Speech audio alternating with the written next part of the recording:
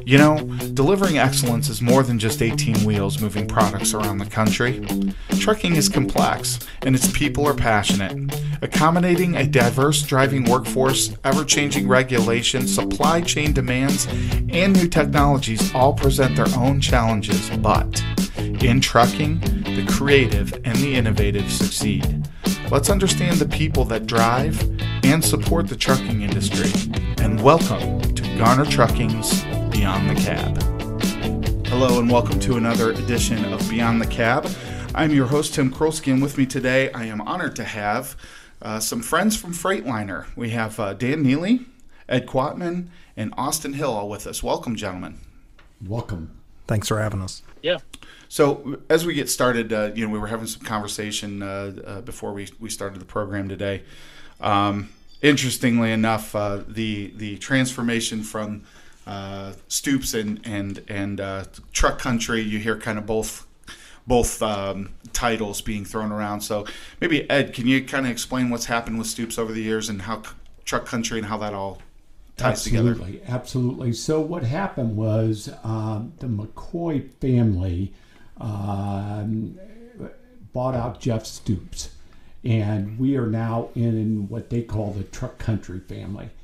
So we're a division of truck country, which is huge. I think, and Austin might be able to relay this, but I think we're up to 27 or 28 Freightliner dealerships. So we're across the country. We're mostly located in the Midwest, from Iowa to Ohio through Indiana, Wisconsin. But it's really been a success. We were excited to be part of the family. It is a family-run business. So, as we've seen over the economy, the big get bigger and just get bigger and bigger and bigger. It really is a family-owned business, and it goes right down to the core. Our main leader is a guy named Brian McCoy, and he has done a fabulous job of bringing these dealerships together and really creating a lot of teamwork. I appreciate the kind of the background on what's going on over at Truck Country, and certainly Stoops. We're long-term customers for decades and decades now. I purposely kind of skipped over titles and everything because I wanted to give each of you an opportunity to kind of introduce yourselves and what you do for the Stoops organization. So, Dan, I'm going to start with you, if you don't mind, just kind of giving us a brief overview of who you are, what your title is, and what you do. Yeah, so my name's Dan Neely. I am a salesman for Stoops Freightliner in Lima. I started with the company 2009 and started, delivering parts. And actually started delivering parts and doing the north route. So I've been dealing with Garner since 2009 and always been proud to be part of a partnership with them. And then I moved into selling parts and a few years later became the warranty manager, and I think I'm in year 5 on truck sales. And has it been 5 years already? Yeah, wow. I'm in year 5. So I just completed year 4, so we're in year 5. That's awesome. So very excited and keep growing and doing what I'm doing and really enjoying it. Absolutely. We appreciate you having you. Austin Hill, can you give us a little background in your title and what you do? Yeah, like Tim said, my name is Austin Hill. I'm technical sales for Stoops, and what that means, I got a lot of people that ask me, what is technical sales? So I basically bridge that gap from the technical side, the service side, and bring that over to the sales side to answer any questions that our fleets might have. I work on the corporate side, so all of my Stoops locations, that's Indiana and Ohio, and then corporate accounts. So technical questions, speccing, anything of that matter, that's what I do. I've been in the industry now for 17 years. Like I say, technical is my background, was a field service technician, worked for an engine manufacturer called Cummins for about 9 years, and then transitioned over to the Stoops side. So been a fun ride, enjoy it, and it's been interesting. It always is. Austin, I appreciate you being here, and we're going to get into some technical stuff today. I think will be of interest to the listener, and I'm certainly excited to hear some of your responses to some of the questions we have. And last but certainly not least, Ed Quatman, you have been with Garner for as long as I can remember, so I really appreciate you taking the time to come up and be with us today. If you could, again, share a little bit of your background and what's going on with you. Tim, thanks. I have been in truck sales for over 30 years, so I am the old guy that has a lot of history. I'm not sure if that benefits anybody, but I do have a lot of history, and I'm sure we'll touch on that a little bit today. And I've been dealing with way back when Garner was here, and it's been an absolute pleasure to deal with the Garner family. It's been exciting. I tell everybody, and I'm going to give a little promotion to Garner, that they do not sacrifice anything on their trucks. They want what's best for the driver, and it might sound like a cliche, but I can honestly tell you that's the truth. So that's my kind of history. I'm in the twilight of my career. I'd like to think that I'm coaching Dan up in sales, and he's done a fabulous job, and he's going to be taking over the Garner account. Absolutely, and that we've I think been very successful in helping both sides of the house make that transition and make it easily. So kudos to you as far as that's concerned. I think probably my biggest question today is going to be kind of the same circling that I've been doing for the last year and a half or so now. When it comes to the fleet, we do, we've got a town hall meeting that we do once a quarter, and certainly we've been fortunate enough, at least last year, to have a family gathering, and I've kind of been singing the same song and dance, whether we're talking about trailers or we're talking about trucks. So, the biggest question I think on my mind today is can you share, regarding our current demand versus production, where do you feel like we're at? Do you think that things are starting to normalize, whatever that might mean now? Dan, I guess I'm going to put that in your lap. Yeah, so, if you're in the market for trucks, trailers, it's no secret. Availability is very, very low, and demand is very high. We're not sure if it's gonna get better real soon on the production side. I know we're doing our best to work with what we got, and I just think that it's gonna take a while to get to where we need to be. Yeah. Do you see the same thing, Ed? Do you see the same thing as far as parts are concerned? I know again we've got some constraints that have been there for quite a while in terms of different parts, and it's odd things too. We get into bumper guards and things that don't require the chip, which has been kind of the standard problem that we've had. But just this weird array of parts that haven't been available. You see any light of day there? Well, Tim, if you go back to the history of where this all started, you look at COVID coming on and creating problems for everybody in every vocation to speak of. But then it has escalated into the trucking business, and the demand is higher than the supply. And part of that has been caused by the lack of raw materials. So a guy like you that's president of the company comes to Dan and myself and goes, okay, when can I get my trucks? And Dan and I throw our hands up in the air and go, I'm not sure. When can we get those raw materials to build this? Everybody's on the same page on that.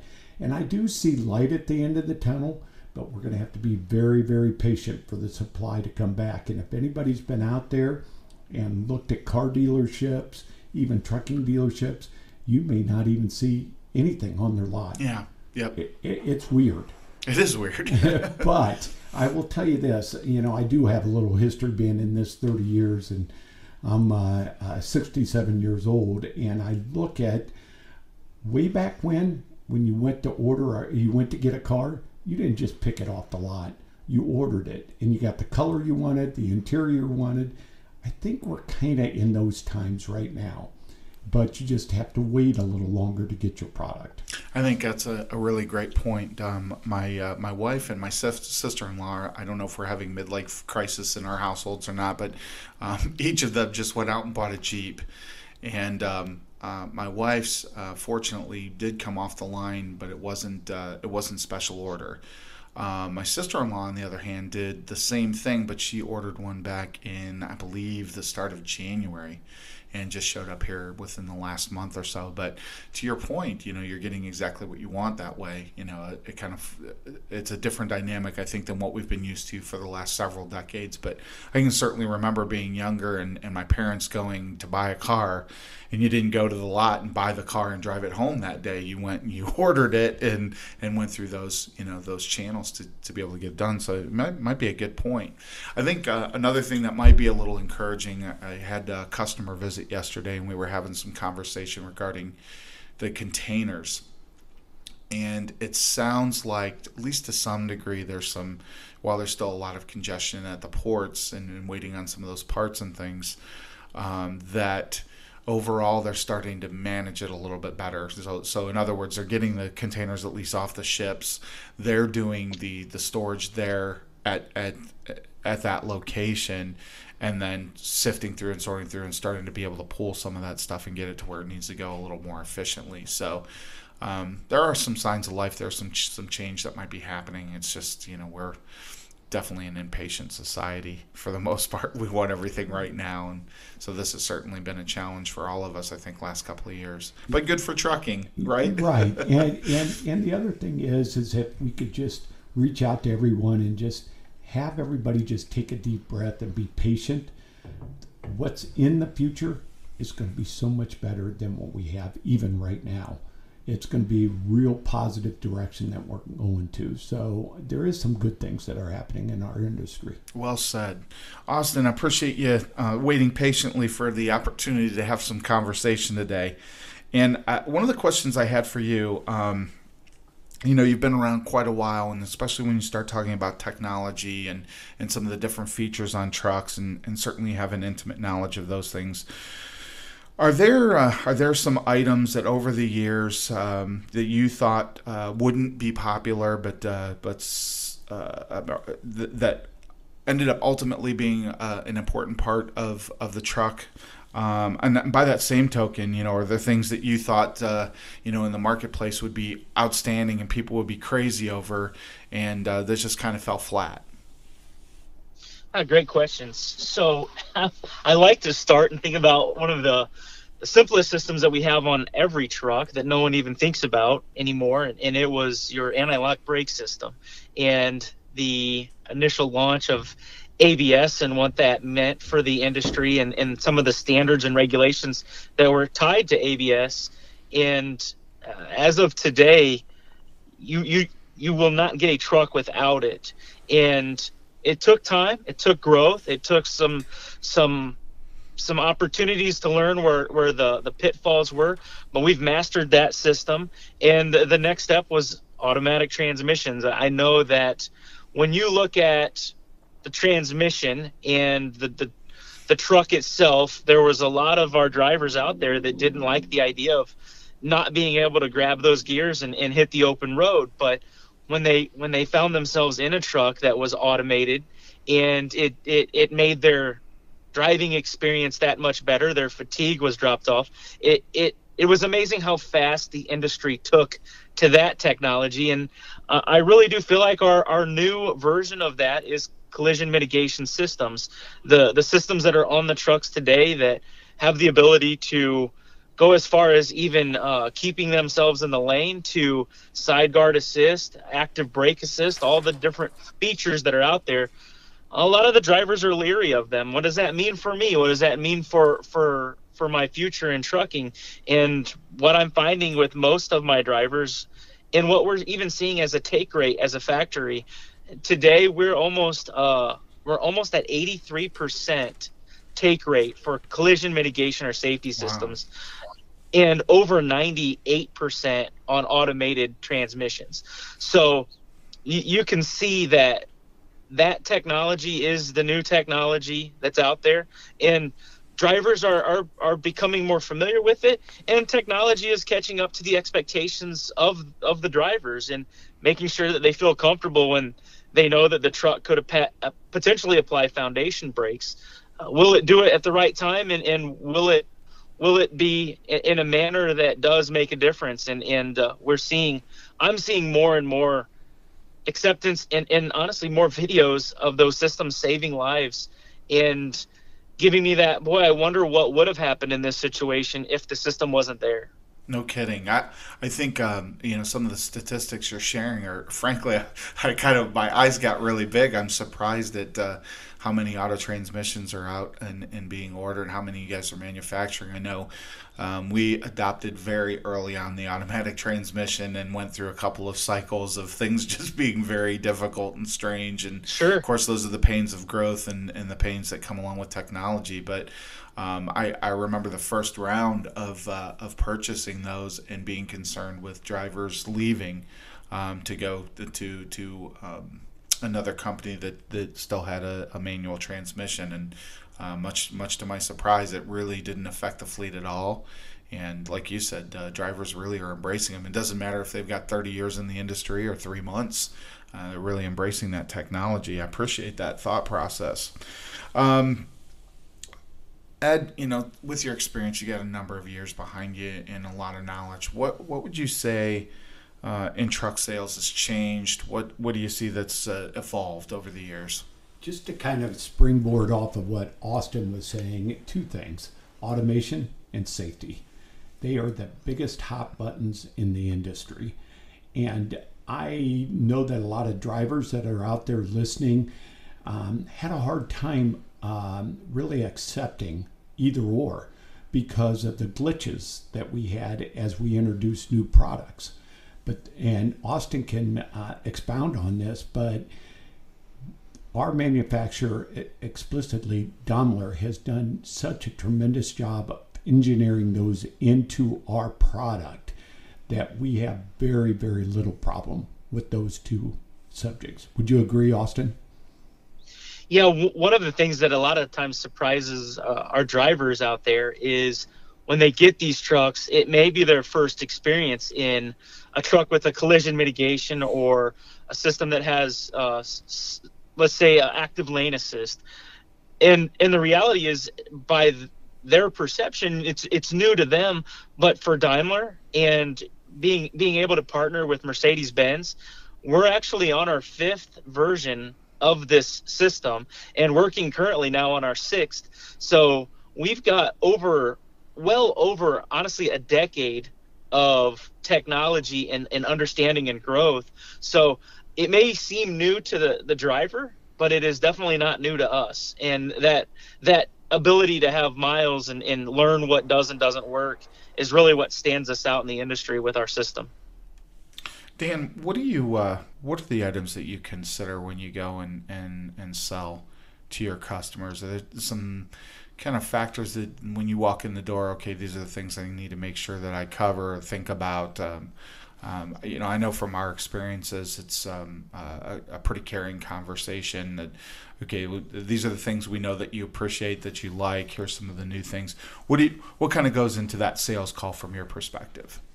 Yeah, Tim. So I would say, the biggest thing is the spec and every line item on that spec, and making sure it's right, and we can explain and tell you the different options to make that truck work for your business best as we can.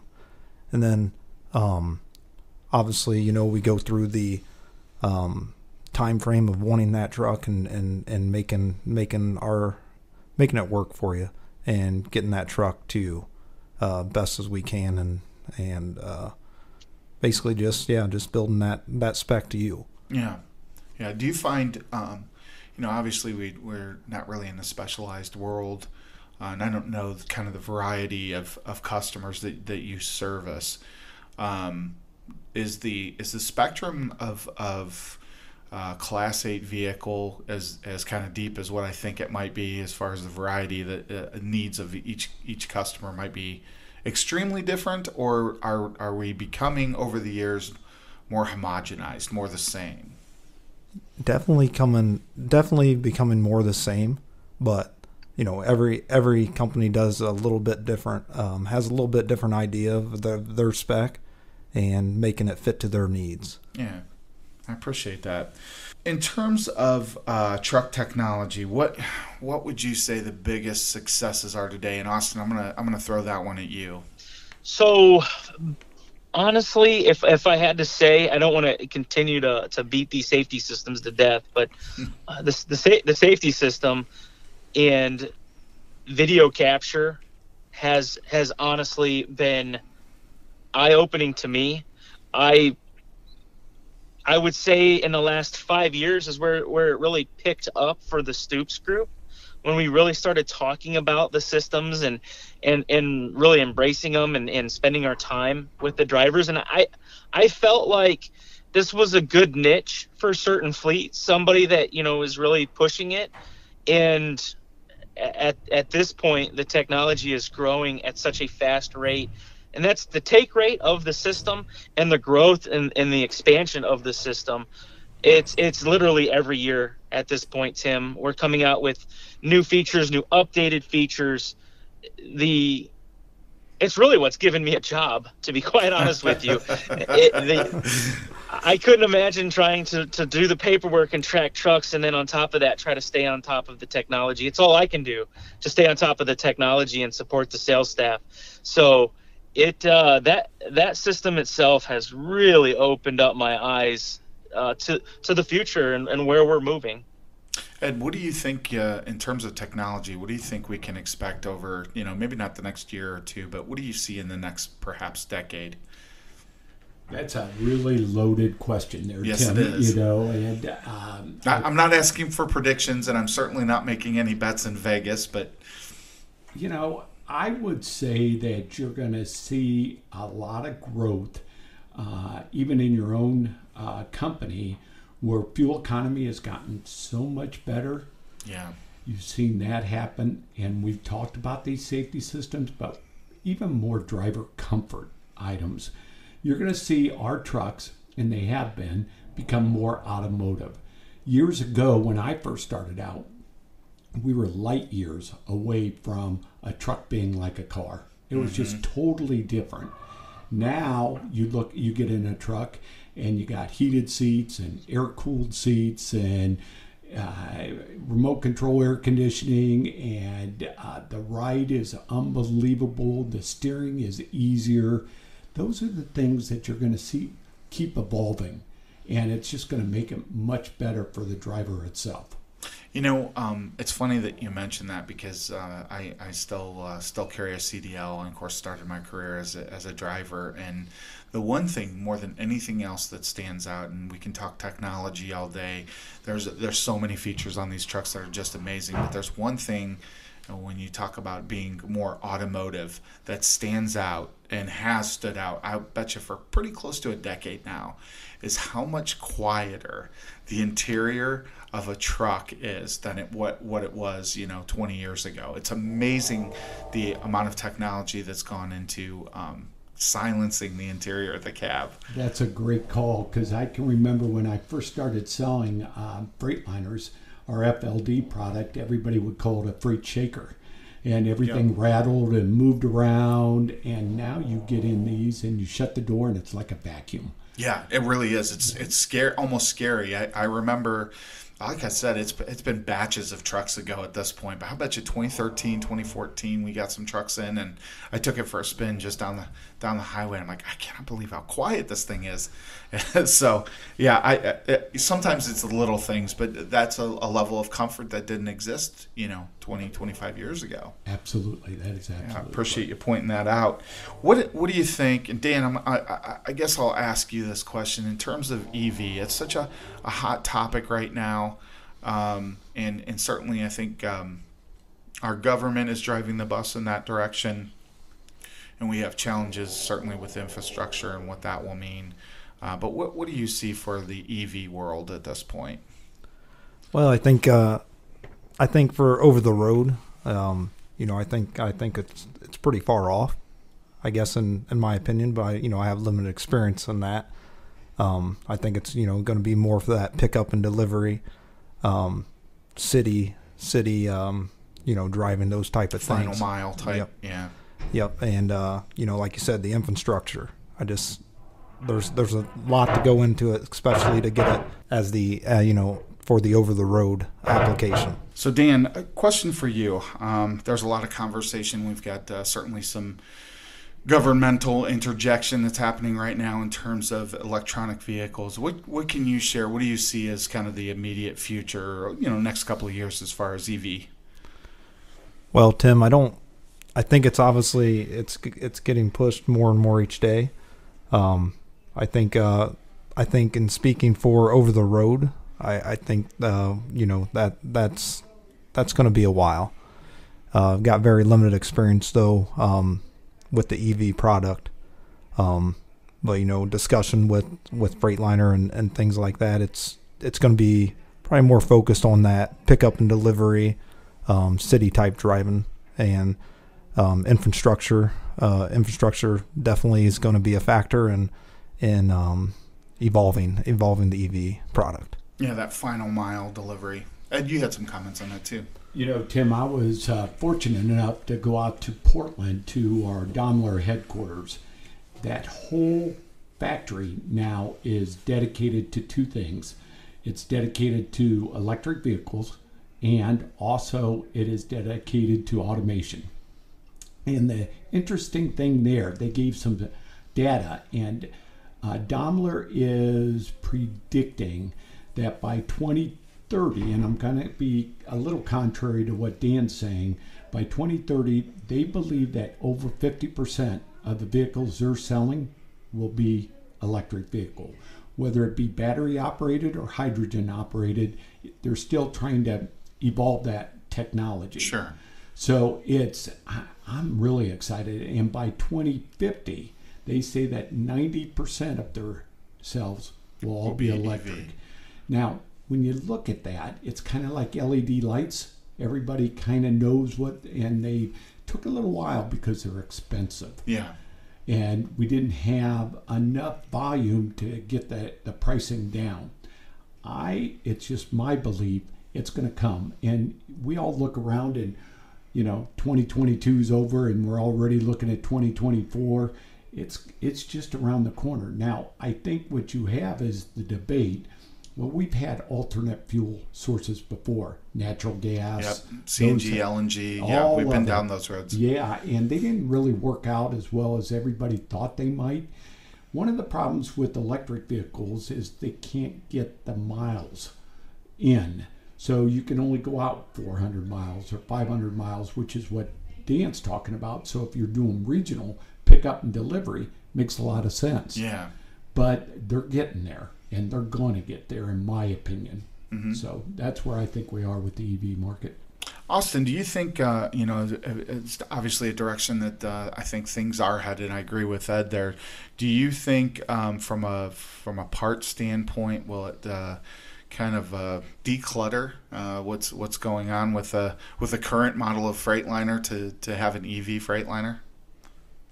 Yeah, that's a great point. We've talked about that. I've seen them, and one of the things that is somewhat surprising if you really think about it is you think of the complexity of an internal combustion engine, diesel as an example, and you think of all the plumbing and tubing and after treatment components and everything that's involved in that specific system to maintain, and then you think of what an electric vehicle requires, and there is a dramatic drop in components in itself.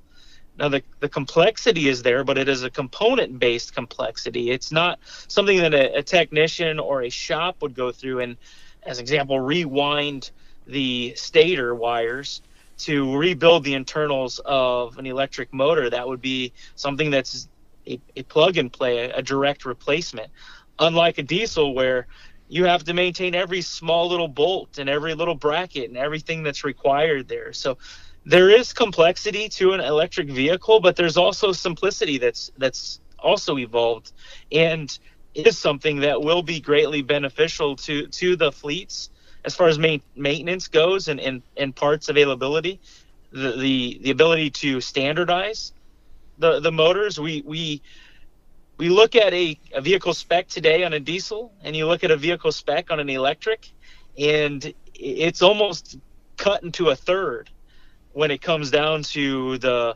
some of the driveline and powertrain and transmission options. And there is definitely some gains that will be had with the electric vehicle for sure. I wonder, kind of bigger picture again, as that technology really starts to take hold. And Ed, I think your point's spot on with a lot of things over the years as technology grows and the sales of that technology continues on, like you did with the like you mentioned with the LED lights. It becomes a less expensive option and then therefore more attractive. So one of the points that I think is interesting in this conversation in regards to the technology and some of the changes there when we get to EV, and Ed, I think you're touching on it a bit as far as the LED lights. One of the big things that happens is over time as people purchase more of a specific vehicle or product, that price tag comes down. So then it becomes a question of, all right, we know battery technology is getting better and better all the time. Go and buy a power drill today versus what it was like, even 5 years ago. It's amazing, the technology as far as battery power is concerned. But now we're talking about an increase of total batteries, number of batteries inside of a vehicle to be able to get a truck to move down the road. So it comes to the question of, okay, what does disposal look like in the future? Or is it more recycling than disposal? And do you have any thoughts on that? Yes, I do. When we were out in Portland, Daimler's actually purchased a company in New York that can take a battery and they can turn it back into 95% raw materials. So 5% is disposable, 95% is reusable. Now that's going to take some time to get it going, and I actually, my own personal beliefs when I was out in Portland, they were talking all these chemical reactions and H2O and getting hydrogen out of water, but that's, I think, the focus is to get to hydrogen. And once we get there, we're going to have longevity and we're going to have less cost to run the vehicle. I think that's the direction we're headed into. You think hydrogen, huh? Yes, I do. There's a danger factor there. I understand. So what I want to jump in there too, just to make a quick comment. One of the things that we know is that when we talk about usable life of a battery for a Class 7 or Class 8 truck, the usable life for the vehicle is different than the usable life of the battery. And we're actually only about 80% depleted when we remove the battery from the vehicle at that point, which is from what we're seeing today. And it, like you had said, it continues to grow every year, but it's between a 7 and 10 year window is the expectations of the battery life. Only 20% of that battery will be used up, if you will. The intent there is on-site storage. So as we continue with the infrastructure, they will have almost a cartridge type design where they can take that usable life that's still left in the battery, put that to the infrastructure as battery storage. And that could be for the charging capability of the truck. It can also be as simple as just powering the facility that the units are housed in the terminal that's actually for the operation of the company. So they're looking at second and third life outside of the vehicle before they would even need to go through the recycle process. So wow. There's a lot of technology in the batteries and thought process there that you don't hear a lot of people talk about. Yeah. I think that needs to be a part of that conversation. So bigger picture, when we're talking about something as large as EV and certainly the expense of EV today versus what it could be, really understanding kind of the details and the overall impact of what that could mean for the industry and certainly for the environment, because that's the end game, is we want to have somewhere for our grandchildren and great-grandchildren and great-great-grandchildren to live. So I think that's great, and I appreciate the thought processes there. Dan, would you say that there's a most common question that comes from a customer when you make a call? Do you have any trucks? That's today's. That's the last year or so. Yeah, I think that's probably pretty fair. Can you share with me, what do you love about your job? Well, probably the most loving part of my job really would be the relationships that I've made with my customers, and a lot of those relationships have evolved in friendships, and really just taking care of my friends, my customers, and continuing building that relationship with those friends and those customers. Ed, what will you miss most about yours? It's a very satisfying occupation that we're in sales, because when I come to Garner, they have a need, and we are able to fill that need. It becomes a lot more difficult to really examine what you're looking for in that need, but when you arrive at that process, it's unbelievable how good that makes not only me feel, our company feel, but our customers feel. Austin, what's your favorite part? What do you love most about the job you do? The job, I like to refer to it as the mafia. As once you're in, you don't get out of it, and it's a tight knit group. That's what I enjoy about it, is when you're in it and we're all cut from the same cloth. We all like trucks as kids, the equipment, and to find common ground with my customers there and just enjoy the product. I enjoy the success, kind of like what Ed was referring to, the relationships, to see the success when we put a product in the hands of a company, and to see that product help the company grow and see them be successful, and then be able to buy more product the next year and know that we're making a difference. That's a lot of fun. It's a great industry. It's kind of a hidden industry, as crazy as it sounds. You see trucks everywhere, but it's not something that's talked about. And I've really enjoyed that part of it. I think that's really well said. If there's one thing I think I can echo, at least from my end, and most I think that are in trucking and certainly are in it long term, that there is it's a genuine passion.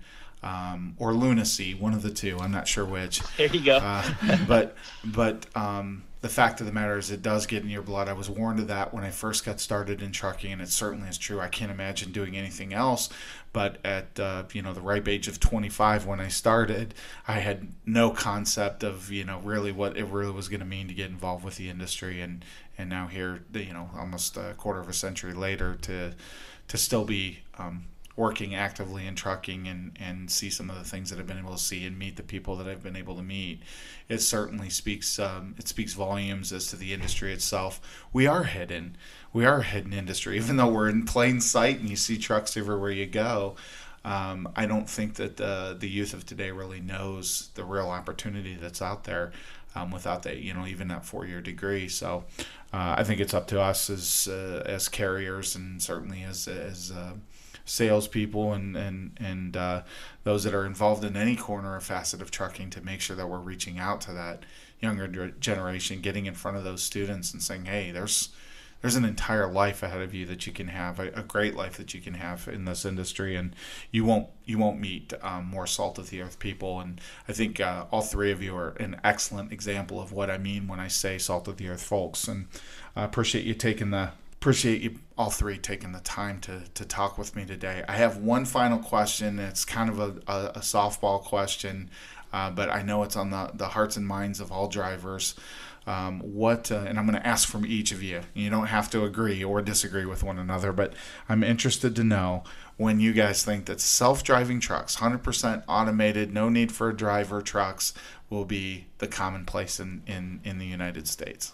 Tim, if you will, I'd like to answer that question because I have strong feelings on this. The autonomous truck is kind of a cliche out there that everybody thinks it's going to happen, platooning, one truck following another, and now we're not going to need drivers. I know it's not going to happen in my lifetime. And for you drivers that are out there, I would not worry about it. What I will say is autonomous has a kind of a synergy to automated. These trucks are getting easier and easier, safer to drive.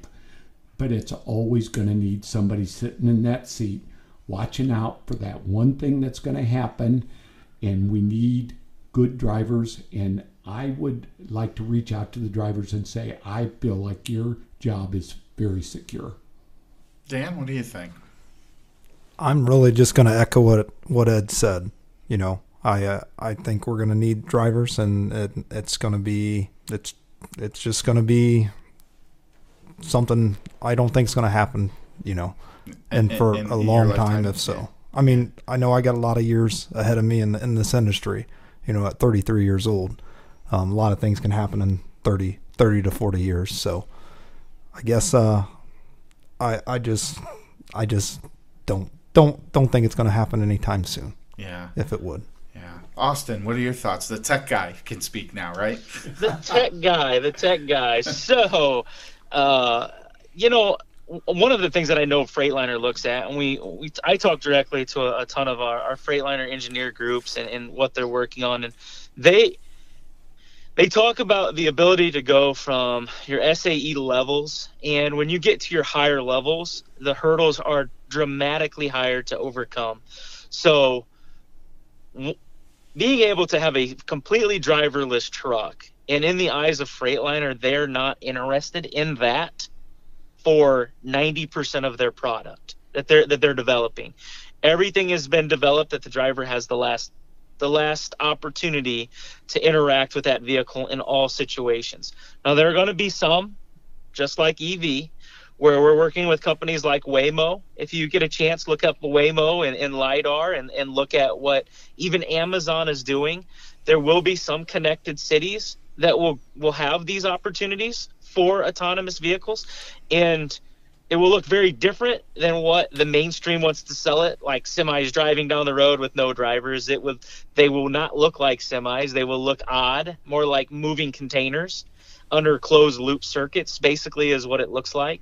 And we still need jobs. They still need monitors, and it will open up opportunities. Let's say you get tired of sitting in that seat after 20, 30 years, and you're looking for something that may not be so difficult on your back or climbing in and out of the truck. These technologies will open up even more doors for drivers and individuals that are in the industry. I jokingly said it is like the mafia, and I truly believe to so many degrees. Just because you may not want to do it doesn't mean you're out, and we'll find another spot and a position for you. So I think that's my best description of autonomous and what it looks like in the future. I appreciate that. I've often said this, and of course, I think my mind works a little more simple than the tech world is concerned. But it seems this simple to me, and I've said this 1,000 times. But I know that planes can take off on their own, they can land on their own, they can fly on their own.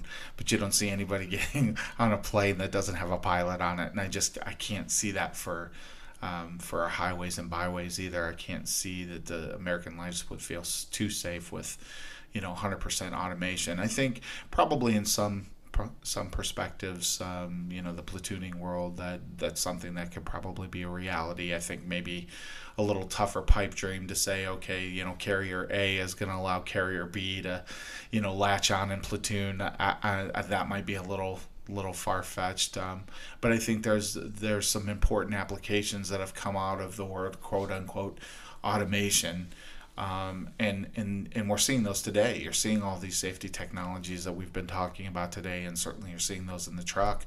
That level of automation is already here today, and I think will long stand and truly be test of time to making vehicles safer and making safer operation for our industry and for everyone who's out on the highway. So automation as a word, I think gets a little cringy, and you'll have drivers like but at the end of the day, like it or not, we're already here. We're already dealing with steering assist and lane departure and adaptive cruise and all these amazing technologies that we have currently. And I think that's really the height of automation in trucking for the foreseeable future, for whatever that's worth. Well, Ed, Dan, and Austin, I really want to, again, thank you for your time. I really appreciate you taking a moment to talk with us today, and certainly the listener will really appreciate the conversation that we've had today. This has been Tim Krolsky and another episode of Garner Trucking's Beyond the Cab.